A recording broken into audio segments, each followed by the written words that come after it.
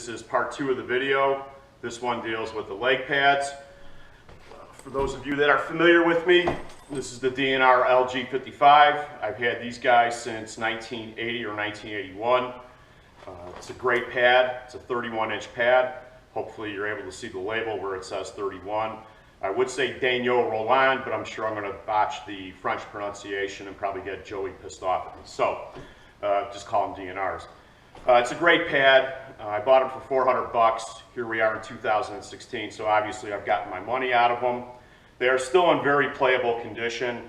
The only problem is the inner leg channel, and it's probably not going to come out very well on here. The string that constitutes or makes up the inner leg channel is getting slack. I know how to fix just about everything on a pad, even restuffing them, but when the inner leg channel goes, I do not know how to fix that. I've learned a little bit about it, but not enough to take it on. So with the DNRs getting near the end of the line, I've been out on the lookout for new pads, and I had a little bit of an experiment with a Thompson pad last year that did not work out so well. Didn't play very well in it at all. I hated it. It was a newer design type of pad, not the most modern CCM E-Flex 2 or whatever, but it was a good pad, and it was a foam type pad, and I absolutely hated it. So I got tipped off a couple of weeks ago from a friend of mine named Dave Newman.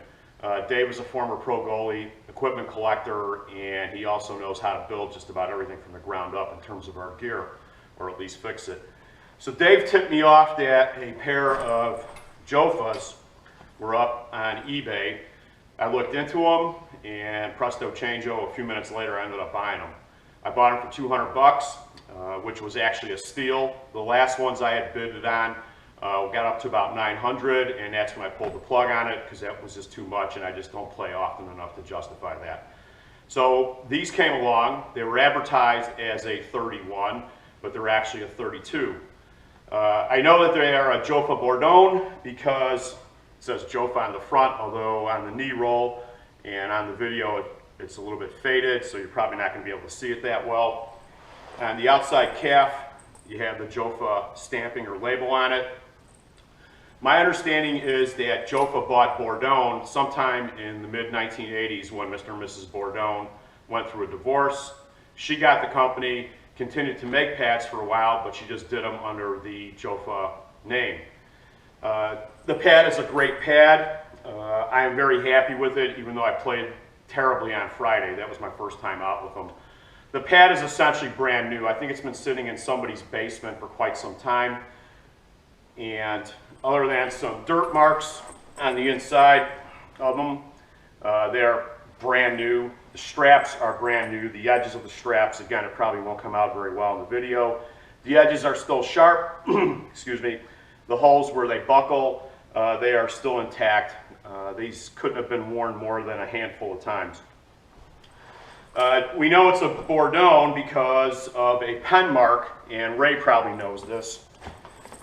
There is a pen mark that you're probably not going to be able to see very well, and this was a trademark or a indicator that you had a Bourdon pad. Right here it says 32. Like I said, they were advertised as 31, but they're 32s. The extra inch doesn't seem to be a problem, other than the fact I couldn't stop anything on Friday. I mentioned about the break-in of this pad, and like I said, it's basically straight up and down. You can get a sense of that from how it looks here. That's not me holding it up, it's just how the pad is. It needs to be broken in contrast to my DNRs, which are obviously significantly broken in. But I've had these guys under a sink edge for a couple of weeks, upside down, to try and get the ankle and the knee a little bit more flexed in. It's going to take some time, just like it did with all of our old-time deer hair and horsehair and K-Poke pads. I am very happy with it. It's an extremely light pad, but the break-in is obviously going to take some time. On Friday, I felt like I was wearing 2x4s on my legs. What else can I tell you about the pad? It weighs about 7 pounds, whereas the DNR starts out at 13 dry, and Lord knows what it gets up to when it gets wet. I didn't notice much of a problem in terms of these retaining water or soaking up water on Friday. I did condition the leather the last couple of weeks since I bought them, but that was my first time out on the ice, and they didn't seem to soak anything up. I think the big thing for me now at this point in time is to just get some time in with them, get them acclimated to my leg, and get me acclimated to the pad. In terms of rebound control, it's like an old-time pad. It thumps, and depending on how your leg's positioned, the puck's either going to go where you want it to go, or it's going to drop dead within a few feet of yourself. Again, I think Ray knows about this, having had him. Back in the 80s, the three big pad brands that the pros were either Bourdon, most famously by Ken Dryden, Kineski, who I think may have been Bertie Perron's pad, Phil C., and of course DNR, worn by King Richard in Vancouver. Cooper was a great pad also, but I always wanted something different, so I never actually wore a pair of Coopers even when I got started as a little boy. So that is the pad. Hopefully you found it interesting and a little enlightening, certainly something different than the latest CCM E-Flex 2, which, by the way, the other goalie on Friday has a pair of, and he absolutely loves them. Hills, I asked him specifically whether he's had any problems since he got them with guys jamming pucks underneath him, and he says not at all. He's getting a very, very good seal on the ice with them, and he's a real good butterfly goalie like you guys are. Anyway, that's it. If you have any questions, give me a yell on the board. I'll try to respond to it as best as I can. Thanks for checking it out, fellas. Talk to you soon.